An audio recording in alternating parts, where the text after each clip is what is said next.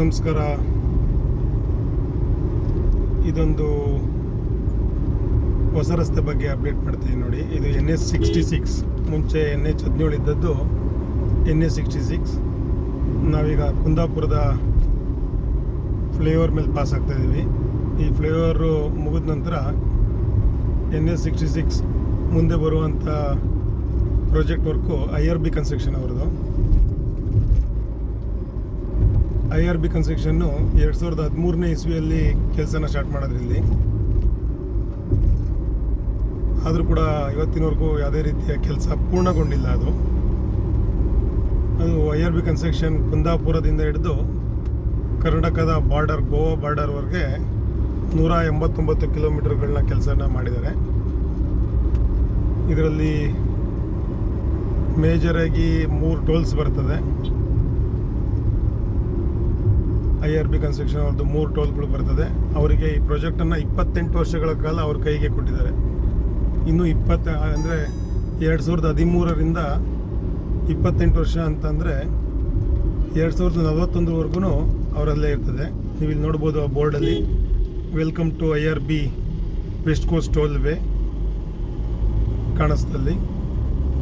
ಇದರಲ್ಲಿ ಮೇಜರ್ ಅಪ್ಡೇಟ್ಸ್ಗಳನ್ನು ಮಾತ್ರ ನಿಮಗೆ ಹೈಲೈಟ್ ಮಾಡ್ತೇನೆ.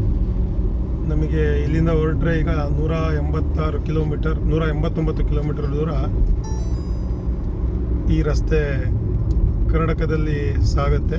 ಇದಕ್ಕಿಂತ ಮುಂಚೆ ಇದ್ದದ್ದು ತಲಪಾಡಿಯಿಂದ ಕುಂದಾಪುರದವರೆಗೆ ನವಯುಗ ಕನ್ಸ್ಟ್ರಕ್ಷನ್ಸ್ ಅವರು ಮಾಡಿರುವಂಥ ಕೆಲಸ. ಅದು ಕೂಡ ತುಂಬ ವರ್ಷಗಳ ಕಾಲ ತಗೊಂಡಿತ್ತು.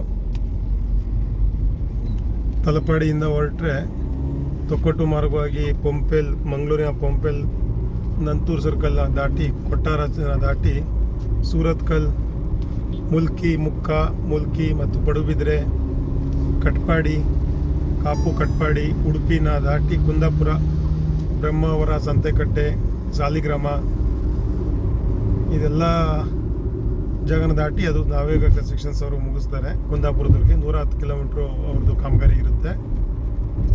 ಈ 2 ಹೈವೇ ಕನ್ಸ್ಟ್ರಕ್ಷನ್ ಅವರು ನಮ್ಮ ಕರ್ನಾಟಕದಲ್ಲಿ 293 ಕಿಲೋಮೀಟರ್ ಈ ಕೋಸ್ಟಲ್ ರೋಡನ್ನು ಕನ್ಸ್ಟ್ರಕ್ಟ್ ಮಾಡಿದ್ದಾರೆ. ಅಂದರೆ ಮಂಗಳೂರಿನ ತಲಪಾಡಿ, ದಕ್ಷಿಣ ಕನ್ನಡ ಜಿಲ್ಲೆಯ ತಲಪಾಡಿಯಿಂದ ಗೋವಾ ಬಾರ್ಡರ್ನ ಕಾರವಾರದ ಗೋವಾ ಬಾರ್ಡರ್ವರೆಗೂ 293 ಕಿಲೋಮೀಟರ್ ಬರ್ತದೆ. ಅದರಲ್ಲಿ 110 ಕಿಲೋಮೀಟರ್ನಷ್ಟು ನವಯುಗ ಕನ್ಸ್ಟ್ರಕ್ಷನ್ ಅವರು ಮಾಡಿದ್ರೆ 189 ಕಿಲೋಮೀಟರ್ನಷ್ಟು ಈ IRB ಕನ್ಸ್ಟ್ರಕ್ಷನ್ ಅವರು ಮಾಡ್ತಾರೆ. ಈ IRB ಕನ್ಸ್ಟ್ರಕ್ಷನ್ ಅವರಿಗೆ ಮೇಜರಾಗಿ ಬಂದಿರೋಂಥದ್ದು ಬ್ರಿಡ್ಜಸ್ಗಳು ತುಂಬ. ಈ ಕುಂದಾಪುರದಿಂದ ಮುಂದೆ ಹೊರಟ ನಂತರ ಎಲ್ಲ ನದಿಗಳು ಸಿಗುವಾಗ ತುಂಬ ಮೇಜರ್ ಬ್ರಿಡ್ಜಸ್ಗಳು ಬರ್ತದೆ. ರೈಲ್ವೆ ಬ್ರಿಡ್ಜಸ್ಗಳು ಕೂಡ ಬರ್ತದೆ.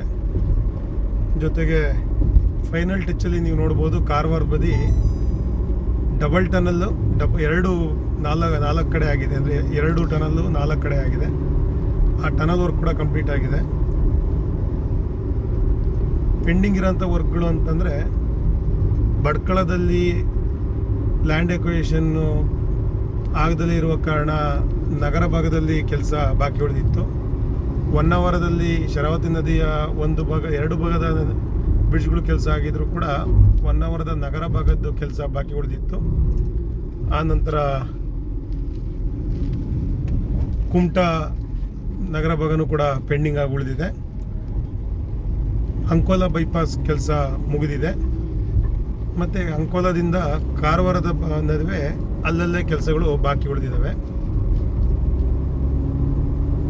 ಇದು ಮೇಜರ್ ಹೈಲೈಟ್ಸ್. ಈ ರೋಡಲ್ಲಿ ನಿಮಗೆ ಹೈಲೈಟ್ ಆಗುವಂಥದ್ದು, ನಾನು ಇವಾಗ ಪಾಸ್ ಆಗುವಾಗನೇ 2-3 ಬ್ರಿಡ್ಜ್ಗಳು ನಿಮಗೆ ಸಿಕ್ಕುತ್ತೆ. ಈಗ ಮುಂದೆ ಬರುವಂಥದ್ದು ತುಂಬ ಹೈಲೈಟ್ ಆಗಿರುವಂಥದ್ದು ಈ ಬ್ರಿಡ್ಜ್ ಕೂಡ. ಇದು ಕೂಡ ಸೀತಾ ನದಿ ಬ್ರಿಡ್ಜ್ ಕೂಡ ಮುಗಿದ ನಂತರ ಕೂಡ ಚಕ್ರಹೊಳೆ, ಇದು ಸೀತಾ ನದಿ ಬ್ರಿಡ್ಜ್ ಹಿಂದೆನೇ ಹೋಯಿತು. ಮುಂದೆ ಬರುವಂಥದ್ದು ತುಂಬ ಹೈಲೈಟ್ ಆಗಿರುವಂಥದ್ದು ಮರವಂತೆ ಬೀಚು. ಆ ಮರವಂತೆ ಬೀಚ್ವರೆಗೂ ನಿಮಗೆ ವಿಡಿಯೋನ ತೋರಿಸ್ತೇನೆ. ಮುಂದೆ ಪೆಂಡಿಂಗ್ ಇರೋವಂಥ ವರ್ಕ್ಗಳು ಏರಿಯಾ ಯಾವುದಿದೆ ಅದ್ರ ಬಗ್ಗೆ ಮಾತ್ರ ಮಾಹಿತಿನ ಹೈಲೈಟ್ ಮಾಡಿ ತೋರಿಸ್ತೇನೆ. ಕಳೆದ 10 ವರ್ಷದಿಂದ ಆ ನಗರ ಭಾಗಗಳ ಕೆಲಸ ಮುಗಿದಿಲ್ಲ. ಅದನ್ನು ಬಿಟ್ಟರೆ ಸರ್ವೇ ಸಾಮಾನ್ಯವಾಗಿ 189 ಕಿಲೋಮೀಟರಲ್ಲಿ 90% ಭಾಗದ ಕೆಲಸವನ್ನು ಮುಗಿಸಿದ್ದಾರೆ. ಒಂದು 10ರಿಂದ 15 ಕಿಲೋಮೀಟರ್ ಭಾಗ ಕೆಲಸ ಮಾತ್ರ ಬಾಕಿ ಉಳಿದಿದೆ. ಇದು NH-66 ಕನ್ಯಾಕುಮಾರಿಯಿಂದ ಪನ್ವೇಲ್ವರೆಗೂ. ಮುಂಚೆ ಇದ್ದದ್ದು NH-17 ಅಂತೇಳಿ.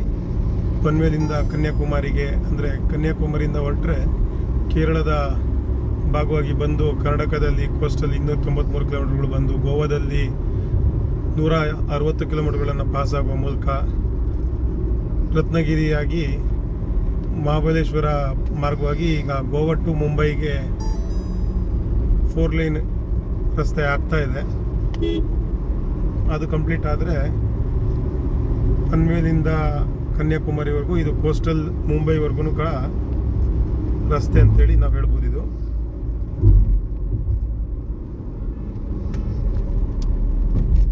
ಇದು ಮೇಜರ್ ಕೋಸ್ಟಲ್ ಹೈವೇ ಆಗಿ ನಮ್ಮ ಕರ್ನಾಟಕದಲ್ಲಿ ಇರ್ತದೆ. ಇದು ಮುಂದೆ ನಿಮಗೆ ಮರವಂತೆ ಬೀಚ್ ಅನ್ನೊಂದನ್ನು ಹೈಲೈಟ್ ಮಾಡಿ ತೋರಿಸ್ತೇನೆ. ನಾವಿನ್ನೇನು ಮರವಂತೆ ಬೀಚಿನ ಹತ್ತಿರ ಬರ್ತಾ ಇದ್ದೇವೆ, ಅದನ್ನು ನಿಮಗೆ ತೋರಿಸ್ತೇನೆ ಅಂತೆ.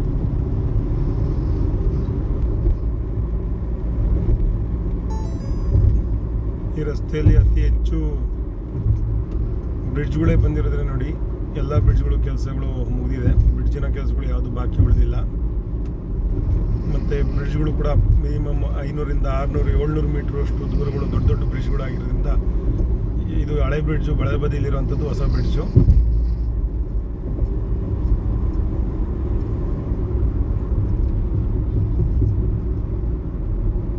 ಮರವಂತೆ ಹತ್ರ ಕೂಡ ಬಲಬದಿಯಲ್ಲಿ ಬ್ರಿಡ್ಜನ್ನು ರೆಡಿ ಮಾಡಿದ್ದಾರೆ. ಅದ್ರ ಬಗ್ಗೆ ಮಾಹಿತಿನ ನಿಮಗೆ ಶೇರ್ ಮಾಡ್ತೇನೆ. ಈಗ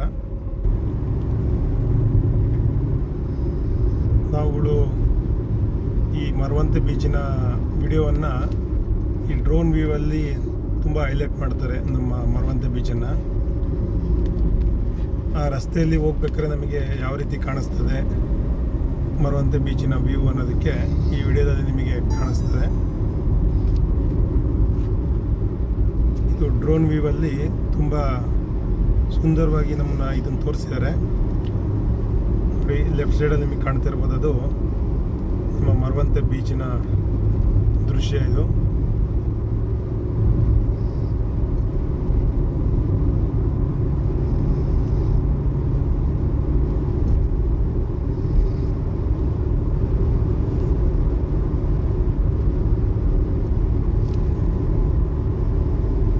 ಸಿಗರಿಗೆ ಒಂದು ಸಮಯವನ್ನು ಕಳೆಯುವಂಥಕ್ಕೆ ಇದು ಮರವಂತೆ ಬೀಚ್ ಒಳ್ಳೆ ಟೈಮ್ ಪಾಸ್ ಆಗ್ತದೆ.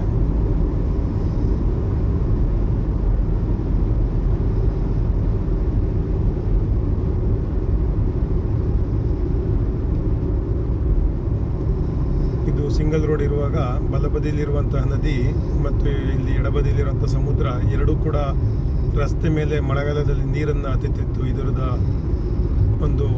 ಅದೊಂದು ಅದ್ಭುತವಾದಂತಹ ದೃಶ್ಯ ಅಂತಲೇ ಹೇಳ್ಬೋದು. ಹಳೆಯ ಫೋಟೋಗಳನ್ನು ಯಾರಾದರೂ ಶೇರ್ ಮಾಡಿದ್ರೆ ಆ ಥರ ಇತ್ತು. ನೀವು ಬದಿಯಲ್ಲಿ ನೋಡ್ಬೋದು, ಅಲ್ಲಿ ಬ್ರಿಡ್ಜ್ ಕೂಡ ಆಗಿದೆ, ಅದು ಹೊಸ ಬ್ರಿಡ್ಜ್ ಆಗಿರುವಂಥದ್ದು. ಇಲ್ಲಿ ಎಡಬದಿಯಲ್ಲಿರುವಂಥದ್ದು ಮರವಂತೆ ಬೀಚ್ ಇದು. ಸೊ ಜನಗಳಿಲ್ಲಿ ಮರವಂತೆ ಅಡ್ವೆಂಚರ್ಸ್ ಎಲ್ಲ ಸ್ಟಾರ್ಟ್ ಮಾಡಿದ್ದಾರೆ ರೀಸೆಂಟಾಗಿ. ಈಗ ಮರವಂತೆ ಬೀಚನ್ನು ಎಕ್ಸ್ಪ್ಲೋರ್ ಮಾಡಲಿಕ್ಕೆ ಇದನ್ನು ಹೈಯೆಸ್ಟಾಗಿ ಯಾವಾಗಲೂ ಕೂಡ ಡ್ರೋನ್ ವ್ಯೂವಲ್ಲಿ ಹೈಲೈಟ್ ಮಾಡಿರ್ತಾರೆ. ಸೊ ಮುಂದಿನ ವಿಡಿಯೋಗಳಲ್ಲಿ ನಾನು ಇಲ್ಲಿಯ ಬಾಕಿ ಉಳಿದಿರುವಂಥ ಕೆಲಸಗಳ ಬಗ್ಗೆ ಏರಿಯಾ ಯಾವುದಿದೆ ಅಲ್ಲಿದ್ದನ್ನು ಮಾತ್ರ ನಿಮಗೆ ತೋರಿಸ್ತೇನೆ. ಯಾಕಂದರೆ 189 ಕಿಲೋಮೀಟ್ರಲ್ಲಿ ಆಲ್ಮೋಸ್ಟ್ 170 ಕಿಲೋಮೀಟರ್ನಷ್ಟು ಕೆಲಸ ಆಗಿದೆ. 15ರಿಂದ 20 ಕಿಲೋಮೀಟರ್ನಷ್ಟು ಬಾಕಿ ಉಳಿದಿರೋದು ಅದು 3-4 ನಗರ ಭಾಗಗಳಲ್ಲಿ ಮತ್ತು ಅಂಕೋಲದಿಂದ ಕಾರವಾರದ ಭಾಗದಲ್ಲಿ ಸ್ವಲ್ಪ ಕೆಲಸ ಬಾಕಿ ಉಳಿದಿರ್ತದೆ. ಇನ್ನೆಲ್ಲ ಕೆಲಸಗಳು ಕೂಡ ಸಂಪೂರ್ಣವಾಗಿ ಆಗಿರ್ತದೆ. ನಾವೀಗ ಇಲ್ಲಿ ಈ ಹೈವೇಲಿ ಸಾಗಬೇಕಂದ್ರೆ ಕರಾವಳಿಯಲ್ಲಿ 5 ಟೋಲ್ಗಳನ್ನು ಕಟ್ತೇವೆ. 6 ಟೋಲ್ಗಳನ್ನು ಕಟ್ತೇವೆ. ಒಂದು ತಲಪಾಡಿ, ಯಜಮಾಡಿ ಮತ್ತು ಸಾಸ್ತಾನದಲ್ಲಿ ನವಯುಗದಲ್ಲಿ ಬಂದರೆ ಇಲ್ಲಿ ಶಿರೂರು ಮತ್ತು ಅಂಕೋಲ ಟೋಲ್ ಮತ್ತು ಕಾರವಾರ ಬೈಪಾಸ್ ಟೋಲಲ್ಲಿ ನಾವು ಕಟ್ತೇವೆ.